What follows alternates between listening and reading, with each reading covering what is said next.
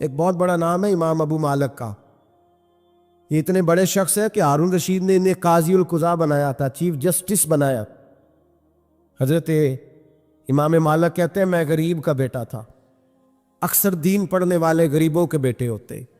امیروں کے بچے F S C پڑھتے ہیں, بی ایس سی پڑھتے ہیں, ٹیکنالوجی پڑھتے ہیں. غریبوں کے بچے دین پڑھتے ہیں. میں ایک شادی میں تھا تو وہاں ایک دو لوگ کھانا کھا رہے تھے, تو بعض لوگ انہیں دیکھ دیکھ کے مذاق کر رہے تھے, ویڈیو بنا رہے تھے. کہتے دیکھو کھانا ہی نہیں آتا, کیا انداز ہے, سارا ان کا منہ جو ہے وہ کھانے سے بھر گیا, ہاتھ دیکھو کہاں تک ان کے لتھڑ گئے, کیا انداز ہے. تو میں نے کہا تم ان کے کپڑے بھی تو دیکھو نا, انداز, بیٹھنا اٹھنا, کپڑے پہننا, یہ غریبی کا پتہ دیتے ہیں. بھوک جب تیز لگی ہو پھر کھانے کے آداب لوگوں کو یاد نہیں رہتے. غربت نے میرے بچوں کو تہذیب سکھا دی, اب وہ سہلے ہوئے رہتے ہیں شرارت نہیں کر. حضرت سیدنا امام ابو مالک فرماتے ہیں میں غریب کا بیٹا تھا اور میری 6-7 بہنیں, میں اکیلا بھائی تھا. آپ فرماتے ہیں میرے ابا جی فوت ہو گئے. میری امی پکڑ کے مجھے ایک دھوبی کی دکان پہ لے گئی, کہنے لگی اسے کپڑے دھونے کا طریقہ بتا دے, سلیقہ سمجھا دے, یہ بھی ایک چھوٹی سی لانڈری کی دکان کھول لے گا, میری بیٹیوں کا پیٹ پالے گا. دھوبی کہنے لگا ٹھیک ہے, میں 2-3 درہم بھی دوں گا مہینے کے, اور جب کام سیکھ جائے گا تو تنخواہ بڑھ جائے. امام ابو مالک رحمۃ اللہ علیہ فرماتے ہیں میں بہنوں کے لیے روزی کمانے نکلا, میں بیوہ ماں کے سر پہ بوجھ اتارنے کے لیے نکلا, میں غربت کے عالم میں نکلا. رستے میں امام اعظم کا مدرسہ تھا. فرماتے میں وہاں چمکتے چہرے دیکھتا, لیکن اپنی غربت کو دیکھ کے میں آگے بڑھ جاتا, پریشان ہوتا کہ میں کیسے علم حاصل کروں گا. آپ فرماتے امام صاحب مجھے اکثر دیکھتے. ایک دن امام اعظم باہر نکلے, مجھے کھڑے ہوئے دیکھا تو قریب بلایا, سینے سے لگایا, ماتھا چوما, کیا نام ہے؟ میں نے کہا ابو مالک میرا نام ہے. کہا تمہیں پڑھنے کا شوق ہے؟ کہا بڑا شوق ہے. کہنے لگے چل آ جا پڑھا کر, آ جا مدرسے میں پڑھا کر. کہتے میں سارا دن وہاں پڑھتا, گھر سے کام کرنے آتا, سارا دن امام اعظم کے پاس پڑھتا رہتا. مہینہ آیا تو میری اماں کہنے لگی تنخواہ لاؤ. میں نے کہا امی جی تنخواہ تو وہ دے گا جو ڈیوٹی پہ جاتا ہو, میں تو پڑھنے جاتا ہوں. کہتے اماں گھر سے نکلی اور بڑے غصے کے ساتھ نکلی, کہنے لگی مولوی نے میرا بچہ خراب کر دیا ہے, میرا بچہ خراب کر دیا ہے, میں کام پہ بھیجتی تھی, اس نے کس چکر میں ڈال دیا, مسلوں سے بھی کبھی پیٹ بھرا ہے, کام بھی تو کرنے چاہیے نا.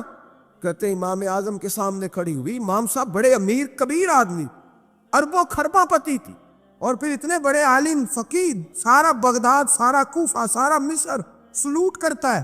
بی بی آئی اور تیز جملے, عورتوں کا طریقہ ہوتا ہے. کہنے لگی مولوی تیری سفید داڑھی, تیرا اتنا نام, تجھے خیال ہی نہیں آیا میں بیوہ عورت ہوں, تو نے میرا بچہ خراب کر ڈالا, میری یہ 3 بچیاں روٹی کہاں سے کھائیں گی, مسلوں سے بھی کبھی پیٹ بھرا ہے. کہتی اتنے سخت جملے کہے, پر قربان جاؤ امام اعظم سنتے رہے اور مسکراتے رہے. کہنے لگے میری غلطی ہے, میری غلطی ہے, میری غلطی ہے. بی بی بھول گیا تھا, غلطی ہو گئی. بی بی کہتے تیری امام صاحب سنتے رہے. جب غصہ اتر گیا تو کہنے لگے اماں تیرا غصہ اتر گیا ہے؟ اتر گیا ہے. کہنے لگے تیرا بیٹا بڑا نیک ہے, تیرا بیٹا بڑا لائق ہے, تو اسے پڑھنے دے. کہنے لگے چپ کر بے مولوی, یہ پڑھے گا تو میں روٹی کہاں سے کھاؤں گی. امام صاحب کہنے لگے مجھے بتائے گی تیرے گھر کا خرچہ کتنا ہے. اس نے ایک لفظ تو ہے 3 دینار کا, ایک روایت ایسی بھی لکھی ہے بزرگوں نے, کہنے لگی 40 درہم ہے. اور اماں کہتی میں نے جان بوجھ کے زیادہ بتائے, حالانکہ میں کناک کا خرچہ کرتی تھی, لیکن جب کھلا ڈلا کریں تو وہ والا خرچہ بتایا. میں نے کہا 40 درہم خرچہ ہے, تو دے گا؟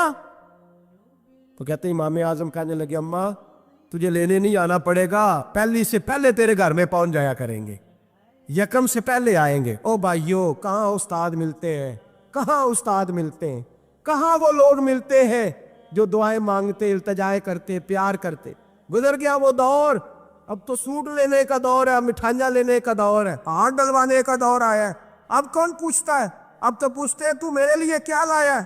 حضرت سیدنا امام اعظم ابو حنیفہ رحمۃ اللہ علیہ 1 دن نہیں, 2 دن نہیں, 4 دن نہیں, 5 مہینے نہیں, 20 سال تک, کہنا آسان, بولنا آسان, سننا آسان, 20 سال تک امام ابو مالک کے گھر میں خرچہ دیتے رہے, وہ پڑھتے رہے. اماں کہنے لگی تو میرے بیٹے کو لگا تو لیا ہے تو پڑھ کے بنے گا کیا, حضرت امام اعظم فرمانے لگے بادشاہوں کے تخت پر بیٹھ کر بادشاہوں کے ساتھ کھانے کھایا کرے گا، ان کے ساتھ بیٹھ کے حلوہ کھائے گا، وقت آئے گا تو دیکھے گی۔ کہتے ہیں میرے امام انتقال کر گئے، وقت بیت گیا، ہارون رشید نے مجھے بلایا بغداد میں اور کہا میں آپ کو چیف جسٹس بنانے لگا ہوں۔ کہتے ہیں میں خوشی سے سجدے کرنے لگا، میں چیف جسٹس بنا۔ میں نے اپنی اماں کو خط لکھا کہ اماں بغداد آ جا، تیرے بیٹے کو اللہ نے بڑی شان عطا کر دی ہے۔ فرماتے ہیں ہارون رشید کی بیوی بڑی اولیاء کی علماء کی بڑی فرما بردار تھی، محبت کرنے والی تھی، اس نے حلوہ بنا کے بھیجا، کھانا بنا کے بھیجا۔ ہارون رشید تخت پہ بیٹھ کے کھانے لگا تو کہنے لگا امام صاحب آپ بھی یہیں آ جائیں میرے ساتھ۔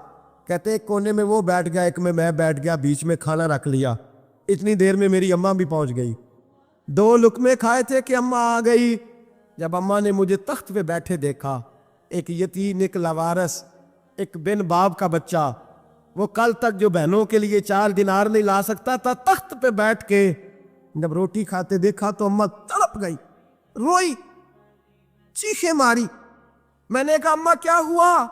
کہنے لگی بیٹا مجھے تیرا استاد یاد آ گیا ہے، اس نے کئی سال پہلے کہا تھا اسے دین کا علم پڑھنے دے، اسے فقیہ بننے دے، یہ بہت آگے جائے گا۔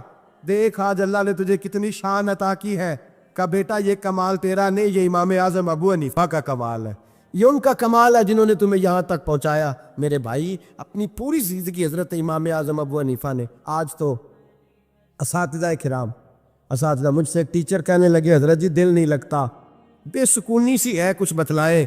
تو میں نے کہا کلاس میں کوئی یتیم بچہ ڈھونڈ لے، کوئی لاوارث بچہ ڈھونڈے، اس کی وردی اپنے ذمے لے لے، کتابیں اپنے ذمے لے لے، اس کا خرچہ اپنے ذمے لے لے، روز جیب میں ٹافیاں ڈال کے جایا کرے کہ غریب کو دینی ہے۔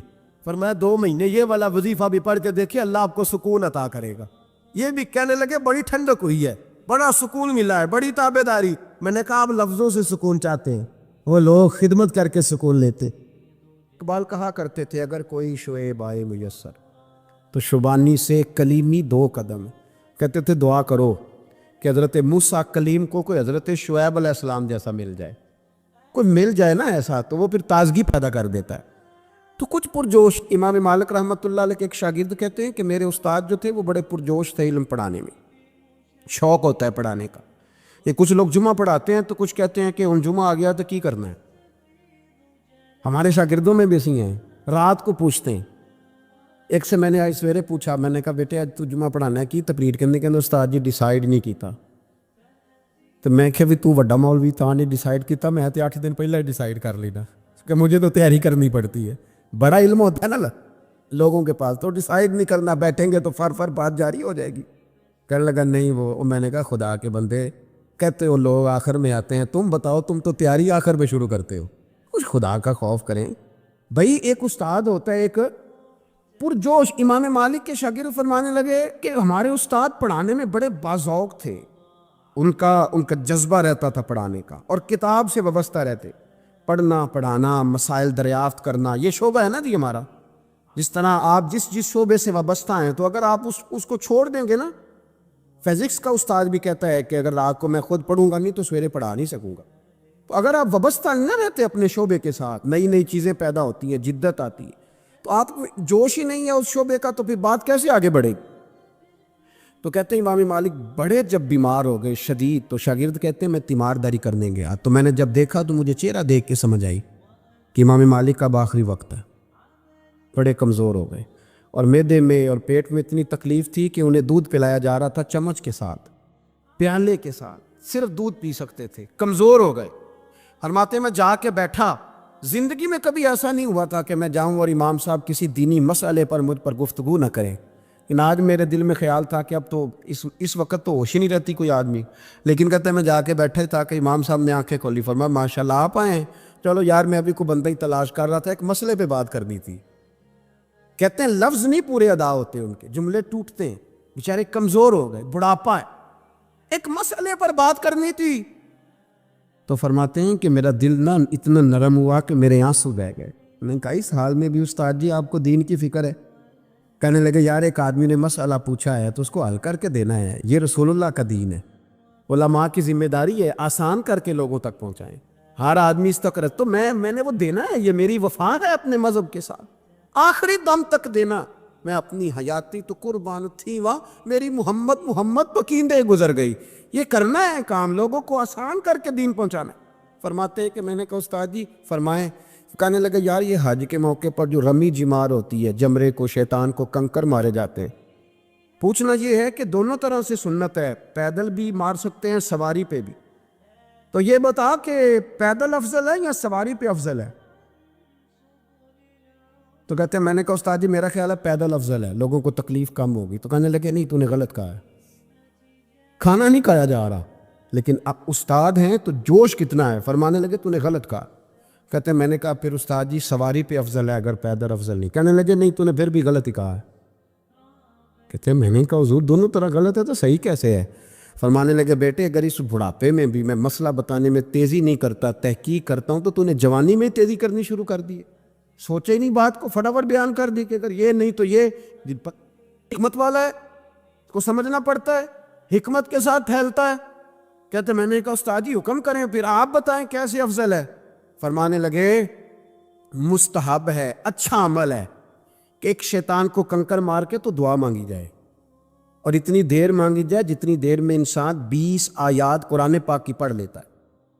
اور یہ مستحب عمل ہے، یعنی کرے تو ثواب ہے، نہ کرے تو گناہ نہیں. مستحب ہے کہ دوسرے کو کنکر مار کے پھر دعا مانگی جائے، تیسرے کو کنکر مار کے کھڑے نہیں ہونا، دعا مانگتے مانگتے چلے جائے. تو فرمانے لگے مسئلہ سن، جس نے چونکہ مستحب ہے مانگے چاہے نہ مانگے، تو جس نے تو کنکر مار کے دعا مانگنی ہے نا، اس کے لیے افضل یہ ہے کہ وہ پیدل کنکر مارے. اور جس کا ارادہ دعا مانگنے کا نہیں نا، اس کے لیے افضل یہ ہے کہ وہ سواری پہ بیٹھ کے کنکر مارے. تو دونوں جہتیں بدل جائیں گی. فرماتے ہیں اس بڑھاپے اور کمزوری میں نے امام مالک کی وہ فقاہت دیکھی. اور فرماتے ہیں جب فارغ ہو کے نا امام مالک سے میں باہر نکلا، سلام لے کے میں دروازے پہ پہنچا تھا، ابھی کمرے کے دروازے پہ امام صاحب نے بلند آواز سے کلمہ پڑھا اور ان کی روح پرواز کر گئی. بلند آواز سے کلمہ پڑھا، روح پرواز کر گئی. اتنا دین کا جذبہ، شوق، اتنا طبیعت کے اندر درد دین کے لیے کہ آخری وقت تک مسائل دین میں غوطہ زنی کس طرح کر کے امت کو آسان دین پہنچایا. اگر چاہتے ہو کہ زندگی میں اطمینان ملے تو خدا را حقیقت پسندوں والی زندگی گزارو. یہ فضاؤں میں زندہ رہنا، ہواؤں میں، اللہ بڑا معاف کرنے والا ہے، اللہ بڑا کریم ہے، معاف کر دے گا. تو بھئی یہ بات صحابہ کو بھی پتہ تھی، یہ اہل بیت کو بھی خبر تھی، تو وہ تو ایک ایک بات کا لحاظ کرتے تھے. یہ غوث اعظم کو بھی پتہ تھی، یہ ان کے والد کو بھی پتہ تھی، جنہوں نے کسی کا ایک سیب کھا لیا تھا تو 12 سال اس کے گھر میں نوکری کرتے رہے. انہیں نہیں پتہ تھا اللہ بڑا کریم ہے، معاف کر دے گا، ایک سیب ہی ہے نا. تو حقیقت پسندی آپ کو سکون دے گی. اور اگر آپ نے اپنے آپ کو غیر مطمئن کیا ہوا ہے، بات کچھ اور ہے، اور آپ نے اپنے آپ کو ڈال کسی اور طرف لیا ہے، تو پھر آپ کو سکون مل سکتا. سکون حقیقت پسندی میں، اصل میں سکون ہوتا ہے، اداکاری میں سکون نہیں ہوتا. تیسری بات سنیں، اگر آپ چاہتے ہیں زندگی میں مطمئن رہیں تو دنیا داروں سے امیدیں توڑ دیں، اللہ اور اس کے رسول سے امید وابستہ کریں، اولیاء اللہ سے امیدیں وابستہ کریں، صحابہ اور اہل بیت سے امیدیں، اللہ اور اللہ والوں سے امیدیں، دنیا داروں سے امیدیں. آپ کو پتہ ہے دنیا دار کی تباہی کب ہوتی ہے؟ جب انہیں خوش آمدی مل جاتا. چودھری کا بیڑا اس وقت غرق ہوتا ہے جب اسے چودھری کہنے والے زیادہ ہو جاتے ہیں. سیٹھ صاحب اور نواب صاحب بیچارے تباہ تب ہوتے ہیں بھولے پن میں، جب ان کے دائیں بائیں ریلا ہوتا ہے سیٹھ صاحب کہنے کا. لوگ انہیں کھانا چاہتے ہیں، پیار ان کا نہیں ہوتا، ان کی جیب کا ہوتا ہے. محبت ان سے نہیں ہوتی، ان کی کرسی سے ہوتی ہے. ضروریات کا پیار ہوتا ہے، تباہ کر دیا جاتا ہے. ہماری ساری توقعات دنیا داروں سے وابستہ ہو گئی ہیں. ناراض نہ ہونا، پیروں نے، مولویوں نے، درویشوں نے، انہوں نے بھی سیٹ رکھے ہوئے جلسوں کی صدارت کرانے کے لیے. یعنی مذہبی جلسہ ہے، اس میں بہت زبردست پڑھے لکھے صاحب تقوی عالم کا خطاب ہے، اور کی صدارت وہ بندہ کر رہا ہے جس نے عشاء کی نماز بھی نہیں پڑھی. وہ بندہ صدارت کر رہا ہے، کیوں؟ اس لیے کہ اس نے 1,00,000 روپیہ دیا ہے محفل میں. خدا را دنیا داروں سے امیدیں چھوڑ دیں ورنہ آپ کمزور پڑ گئے، آپ کی امیدیں ٹوٹیں گی۔ کتنا کمزور ہے وہ شخص جو 2-4 ہزار کے لیے کسی بندے کی چاپلوسی کرتا ہے، اس کے پیچھے بھاگتا ہے، خوش آمدیں کرتا ہے تھوڑے سے نوٹوں کے لیے۔ دکھ سکھ میں کام آئے گا اس کام کے لیے۔ میرے رسول کریم علیہ السلام نے فرمایا، جس نے بندوں کو راضی کرتے کرتے رب کو ناراض کر دیا، اس کی دنیا بھی گئی اور آخرت بھی گئی۔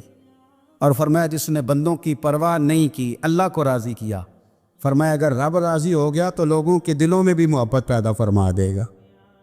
کیا ضرورت ہے خوش آمد کرنا دنیا داروں کی، سیٹوں کی، نوابوں کی، چاپلو۔ اور میں آپ کو ایک بات بتاؤں، ہوتا پتہ کیا ہے، یہ جو حب جا اور حب با ہوتی ہے نا، اس سے پیٹ نہیں بھرتا۔ آپ کو اگر خوش آمد کرنی ہے تو پھر آپ کو ساری زندگی کرنی ہے۔ پھر ان کو بھی پتہ ہوتا ہے کہ تعلق کس بنیاد پر ہے، اس میں کبھی بھی خلوص پیدا نہیں ہوتا۔ آپ بے چین رہتے ہیں، بے قرار رہتے ہیں، آپ کو تکلیف رہتی ہے ہمیشہ۔ کبھی بھی دنیا داروں سے امیدیں وابستہ نہ کریں۔ ایک بات سنیں بڑی شاندار، امام غزالی نے لکھی ہے۔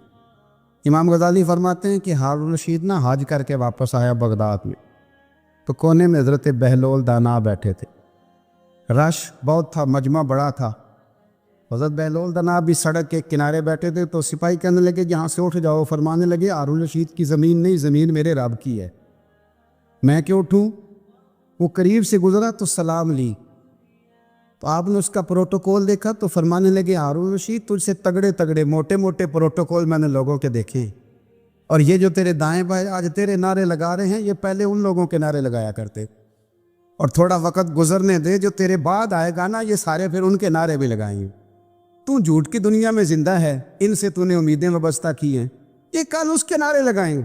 اس کے دل پہ بڑا اثر ہوا، گھوڑے سے اتر آیا، آگے کہنے لگا حضور آپ نے مجھے بڑی اچھی نصیحت کی ہے، میرا دل بڑا ٹھنڈا ہوا ہے، میں نے سنا ہے آپ مقروض ہیں کچھ لوگوں کا قرض، تو مجھے کوئی حکم ہی کر دے۔ آپ ہنسنے لگے، فرمانے لگے یار تو بڑا ہی بیوقوف ہے، بڑا ہی بیوقوف ہے، تو میں تجھے نصیحت کر رہا ہوں تو مجھے الجھا رہا ہے، حضور کوئی حکم کر دیں۔ کیا خوبصورت انداز ہے رب کریم کے بندوں کا۔ حضرت بہلول دانا فرمانے لگے تیرا رب کون ہے؟ کہا اللہ، تو فرمایا میرا کون ہے؟ کہا اللہ۔ فرمانے لگے یہ تو نہیں نہ ہو سکتا کہ اللہ ہارون رشید کو دیتا رہے اور بہلول دانا کو بھول ہی جائے، یہ تو نہیں نہ ہو سکتا کہ ہارون رشید کو دیتا رہے اور بہلول دانا کو بھول جائے۔ فرمایا اس کا دل، اس کا ارادہ ہوا، ارادہ قدرت ہوا کہ بہلول مقروض رہنا چاہیے، تو اگر رب مجھے رکھنا چاہتا ہے، دکھ قبول محمد بخشا، راضی رہن پیارے، اگر وہ چاہتا ہے میں مقروض رہوں تو میں بھی چاہتا ہوں کہ میں مقروض ہی رہوں، یہ تو نہیں نہ ہو سکتا کہ تجھے دے اور مجھے نہ دے۔ فرمایا میری تجھ سے کوئی امید نہیں، مجھے جب بھی دے گا میرا رب بھی دے گا، اور وہ دے گا تو پھر انشاءاللہ خزانے کھول کے دے گا۔ دنیا داروں سے امیدیں وابستہ کرنا، لوگوں کے پیچھے، یہ چھوڑ دیں۔ آپ بے چین رہیں، بے قرار رہیں، اللہ والوں سے ضرور امیدیں وابستہ کریں، اس لیے کہ ان کے پاس جو کچھ ہوتا ہے وہ دراصل رب کا ہی ہوتا ہے۔ لیکن سیٹھوں سے، نوابوں سے، سیاستدانوں سے باز آ جائے، ہماری بڑی امیدیں وابستہ ہیں۔ میں اکثر کہتا ہوں جتنے پھیرے نوکری کے لیے دنیا دار کے دروازے پہ لگائے ہیں نا، اس سے کم دفعہ مسجد میں نفل پڑے ہوتے تو رب اتنی بڑی مہربانی فرما دیتا۔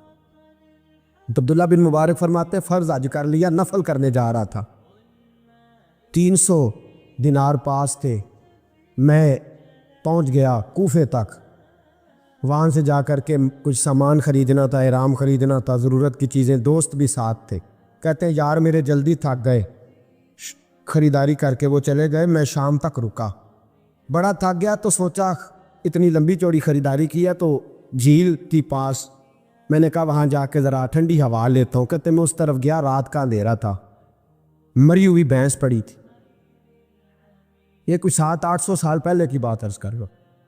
کہتے ہیں مری ہوئی بھینس پڑی تھی، ایک عورت کالے برقعے میں نقاب پوش آئی اور اس بی بی نے مری ہوئی بھینس کا خنجر سے گوشت کاٹا، تھیلے میں ڈالا اور دوڑی۔ کہتے ہیں میرے ذہن کے اندر خیال آیا کہ بی بی کوئی ہوٹل چلاتی ہے اور مردہ جانور کا گوشت لوگوں کو کھلاتی ہے، ویسے تو جاسوسی منع ہے، اس نیت سے کہ مسلمانوں کو بچاؤں اس کے پیچھے ہو لیا۔ کہتے وہ گلیاں گزرتی گزرتی کوفے کی تنگ گلی میں گئی، ایک بڑا سا دروازہ لکڑی کا، بڑا پھاٹک جو پرانے شہروں میں ہوتے، کہتے اس بڑے پھاٹک پر اس نے زور زور سے دستک دی، دونوں ہاتھوں سے دروازہ کھلا، وہ عورت اندر داخل ہوئی تو 3-4 بچیاں جھٹ سے اس کے گرد کٹھی ہو گئی، اماں کچھ لائی ہو؟ تو رونے لگی، کہنے لگی میں کچھ نہیں لا سکی، کہنے لگی یہ مردہ جانور کا گوشت ہے، اور حضور نے فرمایا جب مرنے لگو تو مردار کھا کے بھی جان بچا لو، اب میں دیکھتی ہوں تم سے کھڑا نہیں ہوا جاتا، نہ کھاؤ گی تو گر پڑو، یہ مردہ ہی ہے پکا لو۔ کہتے ہیں اگلے لفظ اس عورت نے کہے تو میں باہر کھڑا چیخنے لگا، وہ کہنے لگی ہم سید زادیہ ہے، صدقہ زکوٰۃ کھا نہیں سکتی، اور سب روگاں دا روگ محمد، جس دا نام غریبی، کنڈ ولا کے لنگ جاندے، سب دوست یار قریبی، سید ہے، صدقہ زکوٰۃ یہ مردار کھا کے گزارا کرو۔ کہتے ہیں پھر اس عورت نے چاروں بیٹیوں کو سینے سے لگایا، کہنے لگی تمہارا باپ زندہ ہوتا تو یہ دن نہ، سید بھی اور یتیم بھی اور مسکین بھی۔ پھر وہ روئیں، حضرت عبداللہ بن مبارک کہتے ہیں زور زور سے دروازے پہ دستک دی، بی بی باہر آئی، کون ہے؟ تو میں نے کہا میں عبداللہ بن مبارک ہوں، محدث ہوں، زمانہ مجھے جانتا ہے، میرے شاگردوں کی لسٹ بڑی لمبی ہے۔ کہنے لگی اچھا تو؟ کہنے لگا یہ 300 دینار ہے، تو مہربانی کرے تو رکھ لے، چلے اپنا کام کرے، ہم جانے ہمارا۔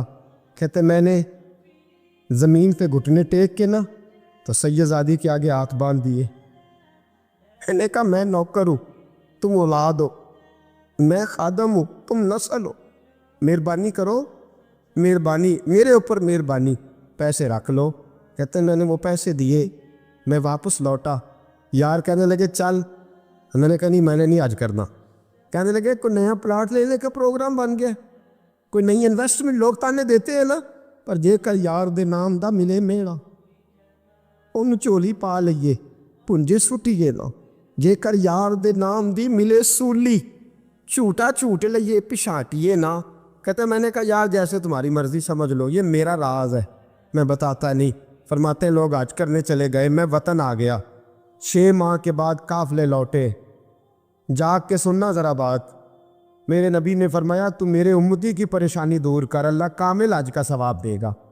فرمایا میرے حبیب علیہ السلام کے امتی حضرت عبداللہ بن مبارک فرماتے میں آیا حج کر کے، حاجی آئے تو میں بڑی حسرت کے ساتھ، میں گھر میں روتا تھا، سوچتا تھا آج وہ مینا میں ہوں گے، آج وہ مزدلفہ عرفات میں ہوں گے، آج وہ لوگ جمرات کی رمی کر رہے ہوں گے، میں تڑپ کے سوچتا تھا آج در رسول کی حاضری دے رہے ہوں گے۔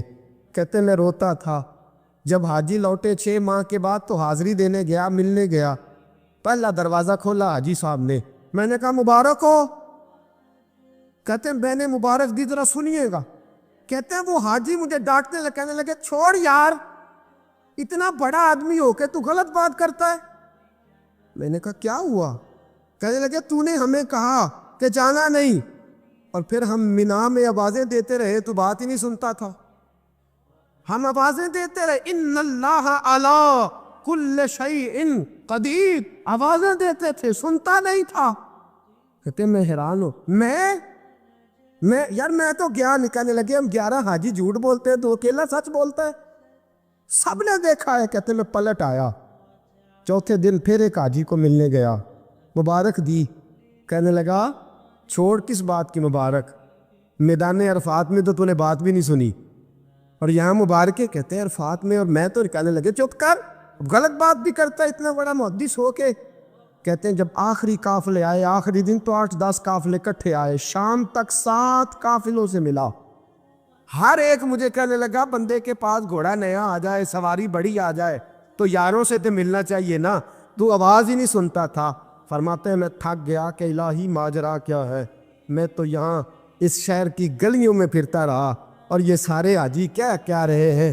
فرماتے ہیں رات کو حضرت ربیع بن اسلم، وہ بہت بڑے بزرگ محدث تھے، وہ بھی حج کرنے گئے، دروازے پہ دستک دی، باہر آئے تو جھگڑنے لگے، کہنے لگے تو نے مجھے کس مشکل میں ڈال دیا ہے؟ میں نے کہا حضور کیا ہوا، کس مشکل میں؟ میں تو کہنے لگے چھوڑ یار، عالم تھا تو میں تیری عزت کرتا تھا، تو نے یہ کیا کیا؟ میں نے کہا کیا ہوا؟ کہنے لگے یاد نہیں جب تو روضہ رسول کے سامنے ملا تھا، جب نبی پاک کے مواجہ کے سامنے تو پیسوں والی تھیلی مجھے پکڑا گیا، پکڑ اپنے پیسے، میں تو سنبھالتے سنبھالتے تھک گیا ہوں۔ کہتے ہیں یوں سینے سے پیسے لگائے، گھر آیا، عشاء پڑھی تو سو گیا۔ میں نے کہا یا اللہ عقدہ کھول دے۔ رات گہری ہوئی، میرے گھر کی دیواریں چمکنے لگیں، نور پھیرنے لگا، خوشبو ہی خوشبو پورے شہر کو معطر کرنے لگی۔ کہتے ہیں میں نے آنکھ جھپکی تو سامنے اللہ کے رسول تشریف فرما، سامنے محبوب تشریف فرما ہے۔ خواب میری وچ آیا ماہی، میں اودے گل وچ پا لئیاں باواں، پھر ڈر دی ماری اکھ بھی نہ کھولاں، کتے پھر وچھڑ نہ جاواں۔ فرماتے میں محبوب پاک کی زیارت کی تو نبی پاک علیہ السلام کا دیدار کر کے پھوٹ پھوٹ کے رویا۔ اب میرا دل تھا حضور بولے کوئی بات کرے، محبوب بولے لب کھولے۔ فرمایا کیا؟ حضور نے فرمایا میں تجھے کتنے اور گواہ بھیجوں کہ تیرا حج ہو گیا ہے، میں کتنے گواہ بھیجوں کہ حج تیرا بے پرواہی ویکھ سجن دی، جتھے کسے دی پیش نہ جاوے، انہیں تاجاں والے در در رولے، منگتے تخت بٹھاوے، آزم کسے نو کارا مل دئی، کسے نو کارا، کسے نو کارا مل دئی، کوئی کا دو خالی آوے۔ فرمایا کتنے گواہ بھیجوں کہ حج ہو گیا؟ میرے بیوی نے فرمایا اٹھ کے تھیلی کھول کے گیل لے، تو نے 300 دینار دیے تھے، میں نے 600 کر کے واپس کیے۔ فرمایا کن؟ حضرت عبداللہ بن مبارک نے 60 حج فرمائے۔ اس کے بعد کتنے حج کیے؟ ایک فرض کیا ہوا تھا 61 ہو گئے۔ فرماتے ہیں میں بار بار گیا اور جب بلایا سرکار نے خود ہی انتظام ہو گئے۔ فرماتے ہیں بار بار میرے حبیب نے فرمایا تو آ چاہے نہ آ، رب نے تیرے نام کا فرشتہ بنا دیا ہے جو قیامت تک تیری طرف سے حج کرتا رہے گا، قیامت تک تیری طرف سے منا، مزدلفہ، عرفات، جبل رحمت پہ آتا رہے گا، میری بارگاہ میں درود پڑھتا رہے گا، حج فرشتہ کرے گا، ثواب اللہ تیرے نام اعمال میں لکھے گا۔ میرے دوستو، میرے نبی نے فرمایا میرے امتی کی ایک پریشانی دور کر، اللہ قبول حج کا ثواب عطا فرمائے گا۔ غریبوں کا حج ہے کہ نہیں؟ بولے اشراق چاشت پڑھ، حج ہے۔ 2 لوگوں کی صلح کرا، حج ہے۔ علماء کی نوکری کر، ایک ایک دفعہ 70 حج تجھے ملیں گے۔ اور میرے رسول پاک صلی اللہ علیہ وسلم نے فرمایا سوکھا حج ہے، سامنے بجی ہے، سامنے مجی ہے، بار بار پیار سے دیکھ، بار بار حج کر، بار بار پیار سے دیکھ، اور کسی غریب کی مدد کر دے، سڑک پار کرا دے، میڈیکل سٹور سے دوائی لا دے، کسی کی نوکری کر دے، بچہ گھر میں نہیں، ابا جی بیمار ہو گئے، جا بھاگ کے تو چچا کو چھوڑا ڈاکٹر تک، تو نیکی کر، اللہ تجھے پورے حج کا ثواب عطا فرمائے گا۔ حج بڑے ہیں، کرنے کی تیاری کرو، حج کا بڑا موقع ہمیں میسر آتا ہے، بس پروگرام بناؤ۔ صحیح مسلم کی حدیث، کتاب کا نام کیا ہے؟ اور بڑی مضبوط حدیث، میرے نبی پاک صلی اللہ علیہ وسلم فرماتے ہیں کچھ لوگوں کو اللہ قیامت میں کھڑا کرے گا اور کھڑا کر کے فرمائے گا چلو جنت میں جاؤ۔ عرض کرے گی مولا ہم تو پاپی گناہگار، پتہ سارا سردار نو کیتیاں دا، ہم تو بڑے گناہگار، کس وجہ سے جنت؟ فرمایا تمہارے حج کی برکت سے، تم نے حج کیا تھا نا، اس برکت سے جنت۔ تو بندے عرض کریں کہ مولا ہم تو ماڑے تھے، غریب تھے، گئے ہی نہیں، حج کیا ہی نہیں، تو حج کی وجہ سے معاف کر رہا ہے؟ تو رب کریم فرمائے گا جب حاجی جاتے تھے دل تڑپتا تھا نا، جب حاجی جاتے تھے آنکھیں برستی تھی، جب حاجیوں کے قافلے نکلتے تھے اس وقت تمہارے دل میں خواہش پیدا ہوتی تھی۔ فرمایا تم تڑپا کرتے تھے، میں نے تڑپ پر ہی تمہیں حج کا ثواب دیا، اور خالی ثواب نہیں دیا، اس حج کی برکت سے آج جنت بھی عطا فرما رہا ہوں۔ یار رواج بن گیا ہے اینٹ کا جواب پتھر سے دینے کا، رواج سا بنتا جا رہا ہے کانٹے کا جواب گولی سے دینے کا، رواج سا بنتا جا رہا ہے دنیا میں سزائیں دینے کا، رواج سا بنتا جا رہا ہے اذیتیں دینے کا۔ خوش اخلاق لوگ میدان چھوڑ گئے، خوبصورت مسندوں پر بیٹھے ہوئے لوگ پیچھے ہٹ گئے کہ ہم بد اخلاق کا جواب بد اخلاقی سے نہیں دے سکتے، پتھر دل والوں کے ساتھ گزارا نہیں کر سکتے۔ مٹی کے بنے ہوئے انسان کے سینے میں جب کا دل اور روح آ جائے اس کے ساتھ سر مار کے اپنا سر پھوڑ نہیں سکتے، لوگ ہٹنے شروع ہو گئے، معاشرے کے اندر خوبصورتیاں بہک ہونے لگیں، خوشبوئیں رخصت ہونے لگیں، اور خوبصورت کھلے ہوئے پھول بھی پت جھڑ کا شکار ہونے لگے۔ لیکن ہم نے کبھی پلٹ کے سوچا ہی نہیں کہ ہمارے لب و لہجے نے کتنے دل توڑ دیے، کتنے لوگوں کو تکلیف دے دی، کتنے لوگوں کو آزمائش میں مبتلا کر دیا، کتنے سارے۔ ابھی رات ہی کی بات ہے، ایک صاحب مجھے فون کرنے لگے، دیر تک ان کا فون بجتا رہا، میں کسی جگہ مصروف تھا محفل میں، فارغ ہونے کے بعد میں نے کال کی تو میں نے کہا خیریت ہے؟ تو کہا کہ بچہ آپ سے محبت کرتا تھا تو پتہ نہیں اس کو کوئی آسیب ہو گیا، روتا جاتا ہے، پریشان ہے، تو آپ بات کر لیں۔ تو میں نے اس سے بات کی، میں نے کہا کیا بات ہے؟ تو وہ کہنے لگا جی کوئی بات سمجھ نہیں آ رہی، مجھے سب برا لگ رہا ہے۔ انہوں نے ڈاکٹر کو دکھایا، ایک رپورٹ اس نے کی، وہ رپورٹ کری تو کہنے لگے کچھ نفسیاتی اثر ہو گیا۔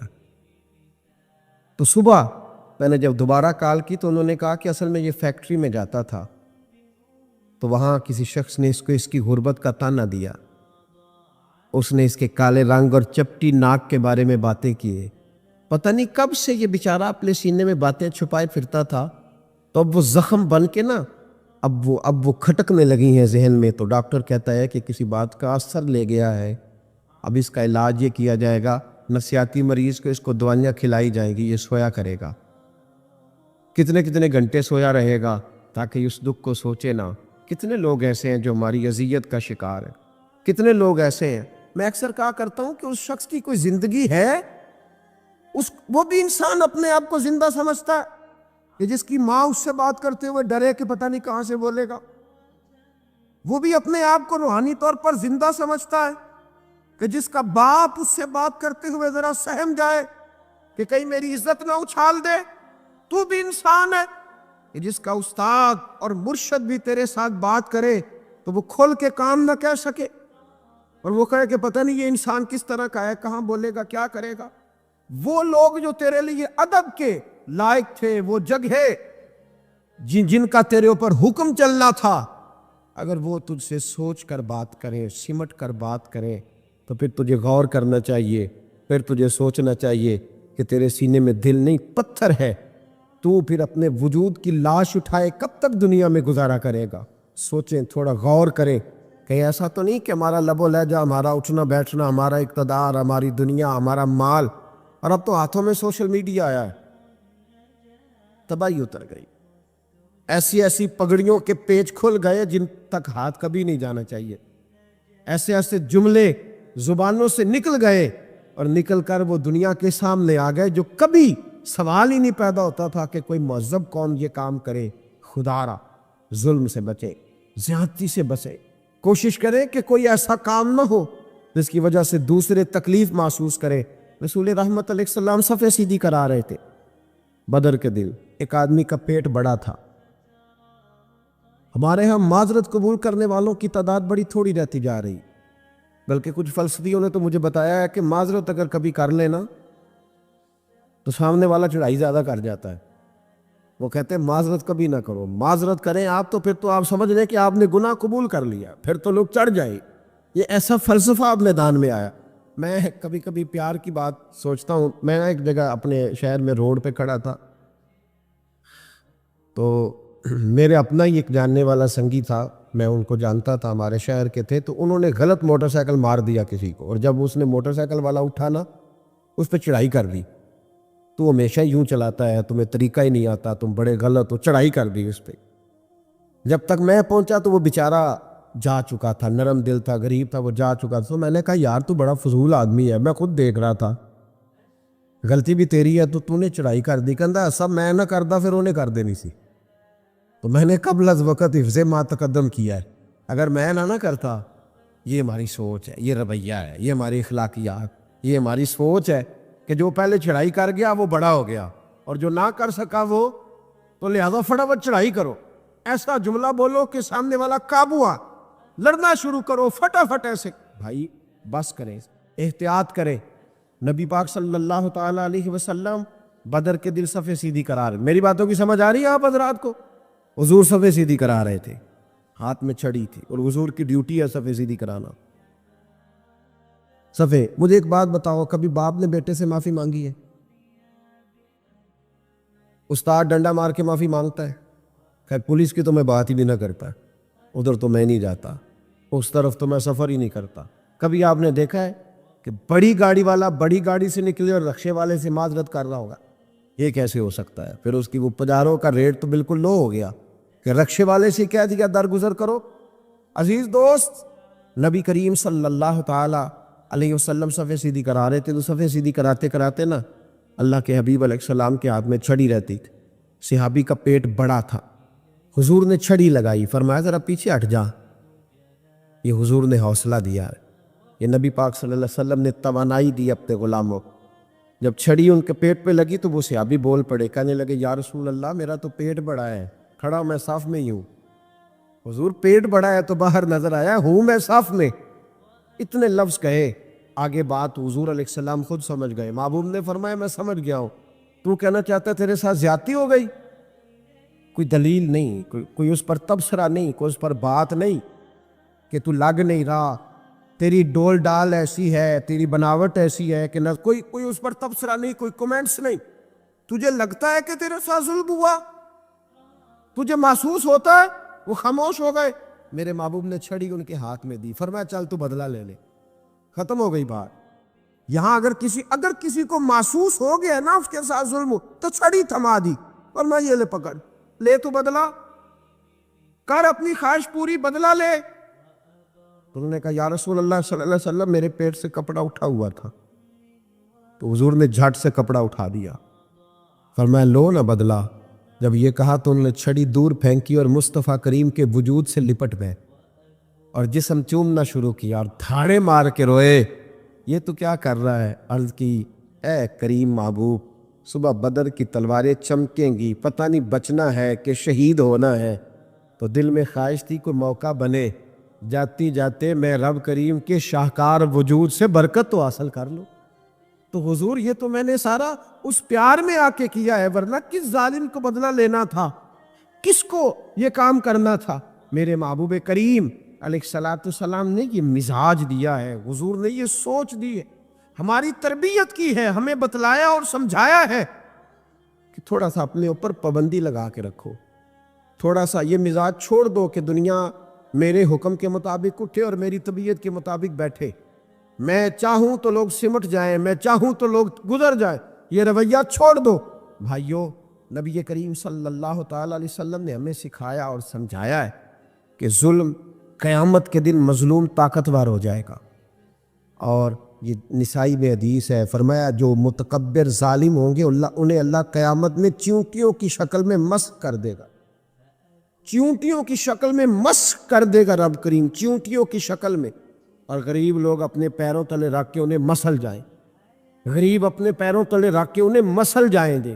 میرے بھائی یاد رکھے، کبھی بھی کسی بھی موقع پر اگر اللہ صاحب اختیار کرے، صاحب اقتدار کرے، کہیں کو منصب دے، ظلم نہ کرے، زیادتی نہ کرے۔ میں کچھ دن پہلے ایک جگہ تعزیت، اور ڈرتا ڈرتا گیا تعزیت کرنے، پرانے جاننے والے تھے، دوستوں کا رشتہ تھا، تو میں ایک ہی بیٹا تھا، تو وہ مجھے پتا چلا کہ ٹرین ایکسیڈنٹ میں انتقال کر گیا، تو میں ڈرتے ڈرتے گیا جو کہ معاملہ مشکوک تھا، اور جب میں تعزیت کے لیے اندر پہنچا تو ہمارے جو انکل تھے، جن کا میرے دوست تھے، وہ ان کے کچھ عزیز کہنے لگا کہ حضرت جی آپ کے ساتھ والے باہر جا سکتے ہیں؟ تو میں نے کہا چلے جاتے ہیں۔ میں دوستوں کو گاڑی میں بھیج دیا، اور جب میں نے اس سے بات چیت کی، میں نے لگا میرا بیٹا ایکسیڈنٹ تو میں نے بنایا ہے، وہ تو خودکشی کر کے مرا ہے۔ شادی کے 11 سال بعد خدا نے ایک بیٹا دیا تھا، اور مجھ سے غلطی یہ ہوئی، میں نے کہا میرے بیٹے کو تکلیف کوئی نہ آئے، اس کے منہ سے جو نکلا میں نے اسے دیا، جو اس نے مانگا میں نے دیا۔ کہتا ہے جو شخص 16,000 مہینے کا کمائے اور بیٹے کو 40,000 کا موبائل خرید کے دے، کہتے میں نے ہر سہولت اسے دی۔ پھر ایک امیر کی لڑکی سے یونیورسٹی میں پڑھتے ہوئے اس کا تعلق بنا، بچی کے میسج بھی میں نے اپنے موبائل، اس بچے کے موبائل میں دیکھے، اور اس لڑکے نے جو میسج سینڈ کیے وہ بھی میں نے دیکھے۔ پھر میں گھر پہنچ گیا، میں نے بیٹے سے منتیں کی کہ بیٹا وہ ہمیں رشتہ نہیں دیں گے، ہماری برادری بھی چھوٹی ہے اور ہمارے جیب میں پیسے بھی کوئی نہیں۔ پھر میں ان کے گھر گیا، بیٹا نہ مانا، اور میں نے اس شخص کو بلا کے کہا تیری بیٹی کے میسیج ہے، خدا را خیال کر، اور تیرے تو 7 بچے ہیں، میری گود میں تو ایک ہی پھول کھلا ہے، میں کدھر جاؤں؟ خیال کر۔ اس نے کہا دوبارہ تو نے نام لیا تو ایسے کیس میں باپ بیٹے کو پھنساؤں گا کہ ساری زندگی نکل نہیں سکو گے۔ نے کہا میں نے بیٹے سے کہا کہ بیٹا میں نے پگڑی تک رکھی ہے پر مجھے رشتہ نہیں ملا، تو باز آ جا۔ کہنے لگا 3 راتیں میرا بیٹا سویا نہیں، اور مجھے کہنے لگا حضرت جی وہ 4تھی رات سویا ہے تو دوبارہ اٹھا نہیں، مجھے کہنے لگا مجھے اجازت دو کہ میں اس بیٹی کو بھی قتل کر دوں اور اس کا باپ بھی قتل کر دوں، میرا تو گھر اجڑ گیا نا۔ وہ کہنے لگا میں کبھی کبھی دوستوں کے پاس جا کے رات گزار لیتا ہوں اور میں اپنے دل کو سکون لے لیتا ہوں، لیکن اس کی ماں اس کے جوتے سینے سے لگائے پھرتی ہے، اس کی اماں اس کے پرانے کپڑے لے کے سینے سے لگائے پھرتی ہے۔ کہنے لگا حضرت جی کوئی کوشش کرو، کوئی دعا کرو کہ اللہ مہربانیاں کرے۔ میں کہہ تو نہیں سکا ان سے، لیکن میرے دل میں خیال آیا کہ کس نے کہا تھا کہ بچہ یونیورسٹی میں کو ایجوکیشن میں داخل کراؤ؟ کس نے کہا تھا کہ اس کے ہاتھ میں آگ کا انگارہ دو؟ میرے دوست، آپ تیز آنچ، تیز آگ جلا کے اس کے قریب مکھن رکھو اور پھر مکھن سے کہو کہ ڈلنا نہ، پھر مکھن سے کہو کہ پگھلنا نہ۔ بھئی تیز آگ قریب جلا دی اور تو کہتا پگھلنا، یہ کیسا ممکن ہے؟ ہو سکتا ہے؟ بولیے نا، ہو سکتا ہے؟ لڑکا اور لڑکی کٹھے کالج میں پڑھے، ایک کمرے میں رہیں، ایک چھت کے نیچے رہیں، ایک دوسرے کو دیکھیں، نام جانے، فون نمبر پاس ہو، اور پھر کہنا کہ تم عشق کا چکر نہ لڑانا، کیسے ممکن ہے؟ اور بڑے سیانے بندے کہتے ہیں حضرت صاحب اعتماد ہونا چاہیے اولاد پہ۔ میرے نبی پاک کو اپنی بیویوں پہ اعتماد نہیں؟ عبداللہ ابن مکتوم نابینے سے ابھی آئے ہیں تو حضور نے فرمایا پردہ کر لو، حضور کو اعتماد نہیں؟ مصطفیٰ سے پاک گھر کسی کا ہو سکتا ہے؟ فرمایا پردہ کر لو، نقاب ڈالو۔ سوڑے وہ تو نابینا ہے، فرمایا تمہیں تو نظر آتا ہے نا، ڈالو نقاب۔ نہیں، اعتماد ہونا چاہیے۔ یہ کیسا اعتماد ہے کہ تو تیز آگ جلائے اور مکھن قریب رکھ کے اعتماد کر؟ یہ کیسا اعتماد ہے؟ ایک حدیث سنانے لگا، زندگی بار بھولنا نہ، دل کی تختی پہ لکھنا یہ روایت۔ توجہ ہے آپ کی؟ جاگ رہے ہیں؟ باہر والوں کو میری بات کی سمجھ آ رہی ہے؟ حدیث سنانے لگا ہوں، ابن حجر اسقلانی حدیث لائے ہیں، رسول پاک صلی اللہ علیہ وسلم نے فرمایا جہاں مرد اور عورت اکیلے ہوں وہاں تیسرا شیطان ہوتا ہے۔ یہ تو پہلے بھی سنے ہوں گے نا اتنے لفظ، اس سے آگے ابن حجر حدیث کے لفظ لائے، یا رسول اللہ صلی اللہ تعالی علیہ وسلم مرد اور عورت اکیلے ہوں تو تیسرا شیطان ہوتا ہے؟ حضور نے فرمایا ہاں۔ عرض کی حضور اگرچہ وہ نیک ہو، جاگ رہے نا آپ لوگ، اگرچہ وہ جہاں مرد اور عورت اکیلے ہو وہاں تیسرا شیطان ہوتا ہے۔ حضور اگر وہ نیک ہو لکھ لو دل کی تختی پر، میرے رسول نے فرمایا اگر عیسیٰ کی ماں مریم بھی ہو اور زکریا کا بیٹا یحییٰ بھی ہو تو میں ان دونوں کو بھی اکیلا بیٹھنے کی اجازت نہیں دے سکتا۔ فرمایا عیسیٰ کی ماں مریم جو رہی مسجد میں، پلی مسجد میں، جس کی پاکیزگی کا اعلان قرآن کر رہا ہے، عیسیٰ کی ماں مریم، اور فرمایا یحییٰ صرف نبی نہیں، نبی کے بیٹے بھی ہیں، زکریا بن یحییٰ، فرمایا اگر یہ دونوں بھی ہو، ایک نبی ہو اور ایک ولی ہو، مریم اور یحییٰ بھی ہو، مریم اور زکریا بھی ہو، فرمایا میں ان کو بھی اکیلے بیٹھنے کی اجازت ہے۔ تو کس نیکی اور پرہیزگاری کی بات کرتا ہے؟ تو کیسا پیر ہے اس کے پاس تنہائی میں بیٹھ کے بی بی اپنا دکھڑا سنا رہی ہے. تو کیسا مفتی ہے؟ اٹھا کے لے جا طریقت شریعتیں اور جا کے سنبھال لے اپنے جبہ اور دستار میں. وہ کوئی جبہ اور دستار نہیں، وہ گند ہے. اس لیے کہ جو نبی مریم سلام اللہ علیہا کو نبی کے پاس بیٹھنے کی اجازت نہیں دے رہے، وہ پیر کس بات کی مولی ہے جو بیبیوں کو بغیر پردے کے سامنے بٹھاتا ہے؟ اور تنہا بی بی کہتی ہے میرا دکھ سن لیں، اس نے اجازت دی ہے. اور پھر کہنا تماشا لگ گیا، سٹنڈ لگ گیا. یہ شریعت بیان کر رہا ہوں، رسول اللہ کا فرمان بیان کر رہا ہوں، اور اس سے آگے ہمیں کسی دلیل کی ضرورت بالکل نہیں. اور پتہ نہیں باپ کو کہ میرا بیٹا کیا کر رہا. اندھی ہے وہ ماں جس کی بیٹی سارا دن نیٹ پہ بیٹھی رہتی ہے، اس کو خبر نہیں کیا ہو رہا. اور جب آگ گلے تک آتی ہے نا، داڑیاں جب جلنے لگتی ہیں تو ہمیں خیال آتا ہے یہ کیا بن گیا. اور جب ماں کا دوپٹہ کھینچنے لگتا ہے نا سگا بیٹا کہ چل میرا رشتہ مانگ، پھر اس کو پتا چلتا ہے کہ یہ تو معاملہ ہی بڑا خراب کر لیا میں نے. میرے دوست، جوانی زیادہ پیسے کمانے کا نام نہیں. اگر تو قیمتی کپڑے پہنتا ہے تو تو جوان نہیں. تو 50 کلو وزن پائے ہاتھ سے اٹھا لیتا تو تو جوان نہیں. اگر تو ڈگریوں کا ڈھیر لگایا ہے اور تیرا دراز اور الماری بھر گئے ہیں تو تو جوان نہیں. اور اگر تو نے اپنے خاندان اور معاشرے میں اونچا افسر بن کے نام کما لیا تو جوان نہیں. جوان اس کو کہتے ہیں جس کی جوانی پاکیزہ ہوتی ہے. جوان اس کو کہتے ہیں جس کی نظر جھکی ہوئی ہوتی ہے. جوان اس کو کہتے ہیں جو حیا کا پتلا ہو. جوان اس کو کہتے ہیں جو شرم کا پیکر ہو. جوان اس کو کہتے ہیں جس کی نظر سے معاشرے کی بہو بیٹیاں بچی ہو. جوان وہ ہوتا ہے، جوان بھی ہو پاکیزہ بھی ہو. جوان وہ ہوتا ہے کہ میرے رسول پاک نے فرمایا صبح قیامت اللہ عرش کے سیدھے جانب جوان کھڑا کرے گا. 30 سال کا جوان، چڑھتی جوانی، خوبصورت آنکھیں، روشن چہرہ، اس کا وجود طاقت والا. نبی آگے بڑھ کے پوچھیں گے یا اللہ یہ کون ہے جو تیرے دائیں جانب کھڑا ہے؟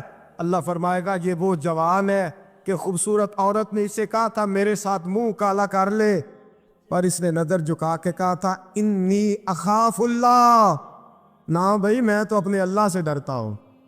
فرمایا یہ پاک جوانی والا ہے، یہ حاجی نہیں، نمازی نہیں، یہ ولی نہیں، یہ صوفی نہیں، یہ وہ نہیں جو غوث زماں ہو، قطب دورہ ہو، پیر طریقت نہیں، مفتی وقت نہیں.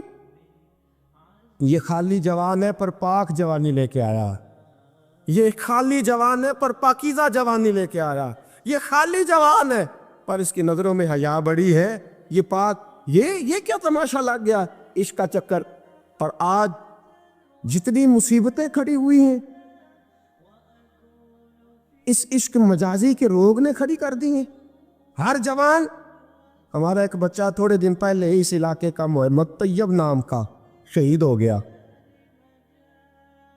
وہ ایک کونے میں رہنے والا، ایک محلے میں ایک چھوٹے سے کونے میں رہنے والا بچہ تھا نا.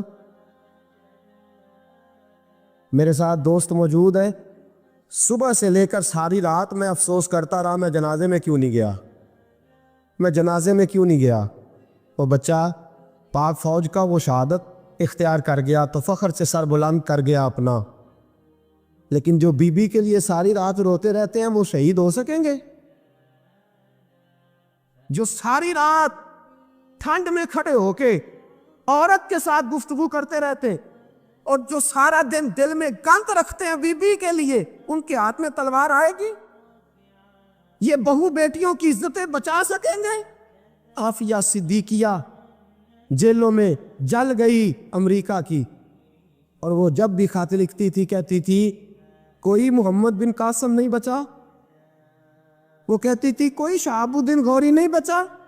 اور وہ جب بھی، اب تو خیر اس کا ذہنی توازن ہی کام کرنا چھوڑ گیا، وہ بی بی جب بھی خط لکھتی تھی نا اہل پاکستان کو تو کہتی تھی پاکستان والوں بتاؤ کیا تمہارے اندر کوئی بھی خالد بن ولید کا ماننے والا نہیں؟